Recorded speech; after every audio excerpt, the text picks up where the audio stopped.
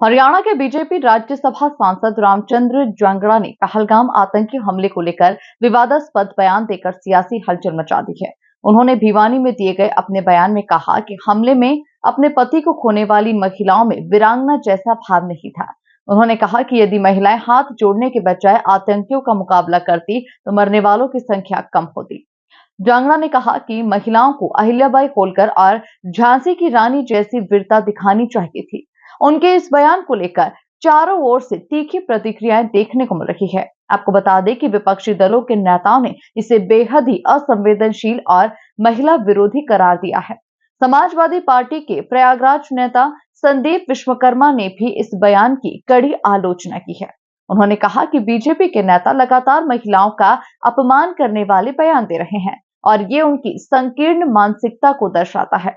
विपक्ष ने इस मुद्दे को लेकर केंद्र सरकार पर भी जमकर निशाना साधा और सांसद से बयान वापस लेने की मांग की है।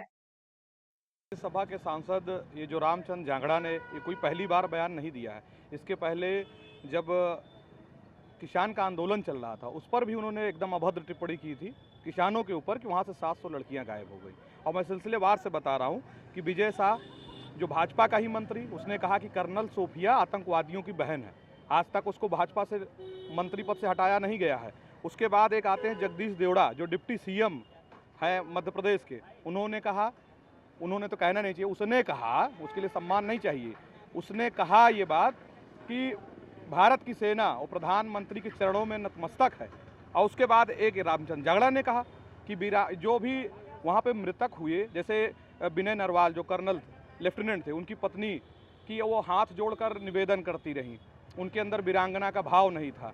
तो मैं डंके की चोट पे कह रहा हूँ कि रामचंद्र जांगड़ा, अगर आपको उसमें भावना नहीं दिख रही वीरांगना की, तो आप अपनी बहन बेटियों को भेज दीजिए और उसके बाद आतंकवादियों के सामने जब मामला इस तरीके से होगा, घटना घटेगा, तब हम आपसे पूछेंगे।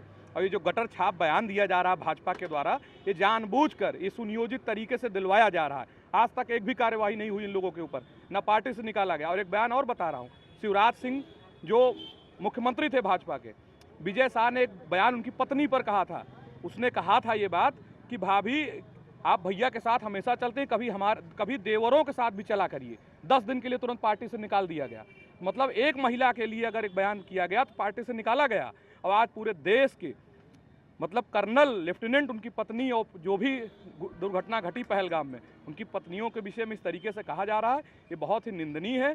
और भाजपा का तो काम ही है, इनका चाल चरित्र जो चेहरा समझ में आ रहा है वो बहुत ही घटिया है।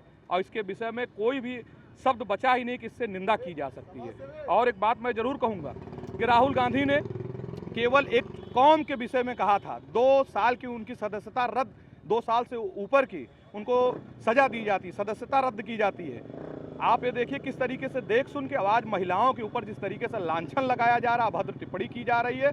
और ये लोग करेंगे क्योंकि भाजपा का काम ही है कि बलात्कारियों का सहयोग करना, महिलाओं का अपमान करना। अभी एक हाईवे का आपने वीडियो देखा होगा, भाजपा के ही थे ना, उन पर भी कोई कार्यवाही इस तरीके से नहीं हुई, ना निकाला गया पार्टी से। तो ये अभद्र हैं, ये महाबदतमीज हैं, निहायत शर्मनाक कार्य कर रहे हैं भाजपा के लोग। और इसकी पूरी जिम्मेदारी भाजपा के शीर्ष नेतृत्व की है।